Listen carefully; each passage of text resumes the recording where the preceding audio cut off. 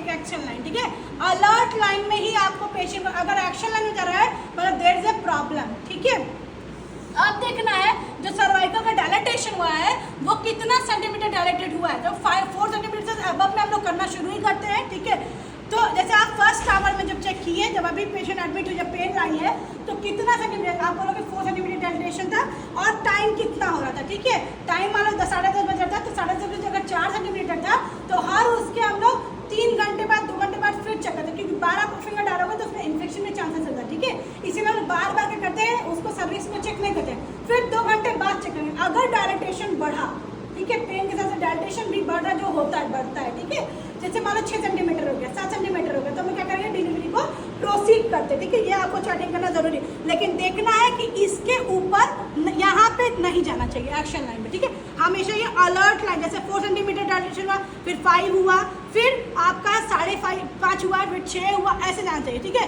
इधर नहीं जाना चाहिए, आपका लंबा समय इसमें बच्चे का डेथ हो जाएगा, मदर का डेथ हो सकता है, ठीक है। इसके बाद क्या हुआ, कॉन्ट्रैक्शन, जब आप हाथ रखोगे मदर के पेट पे तो कितनी बार आपका मदर का पेट ऐंठ रहा है, ठीक है, और कितने देर के लिए ऐंठ रहा है, ठीक है। ऐंठता इसको बोलते हैं कॉन्ट्रैक्शन, जब ऐंठना खत्म उसको बोलते हैं रिलैक्सेशन, ठीक है।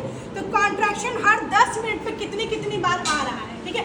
1 बार आ रहा है, 2 बार आ रहा है, 3 बार, उसको हम लोग यहाँ पे लिखते हैं, ठीक है। इसके बाद क्या है, आप ड्रग्स जो सिंटोसिन आप दिए, ऑक्सीटोसिन इंजेक्शन, वो कितना ml दिए, कितने, जैसे मान लो आप 100 ml हम लोग फ्लूइड में चढ़ाते हैं सिंटोसिन, आपका 1 एम्पुल, ठीक है, 1 एम्पुल जो चढ़ाए आप, तो कितना ml आप चढ़ा रहे हैं वो इसमें आपको लिखना है, ठीक है। कितना ml, कितना बोतल चढ़ चुका है सिंटोसिन, ठीक है। मैटरनल कंडीशन, मदर जो है, मदर का बीपी पल्स कितना भी आ रहा है, ठीक है, और मदर का टेम्परेचर अभी कितना आपको मेजर करना था। ये सबसे इंपॉर्टेंट होता है ड्यूरिंग नॉर्मल डिलीवरी, यही बताता है कि बच्चा और मदर सही कंडीशन में है कि नहीं है, ठीक है। समझ आ गया। आइडेंटिफिकेशन डेटा में मदर का आइडेंटिफिकेशन, उसके हस्बैंड का नाम, फिटल कंडीशन में बच्चे का FHR कितना आ रहा है, वो जब तक पता चलेगा बच्चा डिस्ट्रेस में है कि ज़्यादा FHR है, कम FHR हो रहा है, ठीक है। इसके बाद एमनियोटिक फ्लूइड आपका क्लियर है, मिपेनेस्टेंट किया और रेड कलर का है, ठीक है, वो लिखना है।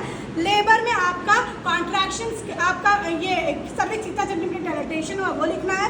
कॉन्ट्रैक्शन पर 10 मिनट्स कितना आ रहा है, पेट पे हाथ रख के पता करते हैं, ठीक है। ड्रग्स आपने सिंटोसिन दिया है अगर, तो वो कितना आपका दिया गया IV फ्लूइड्स में वो लिखना है। आपका मदर का पल्स है, बीपी कितना, मदर का टेम्परेचर कितना, वो चेक करना होता है, ठीक है। ये हो गया आपका पार्टोग्राफ चार्टिंग, क्योंकि हम लोग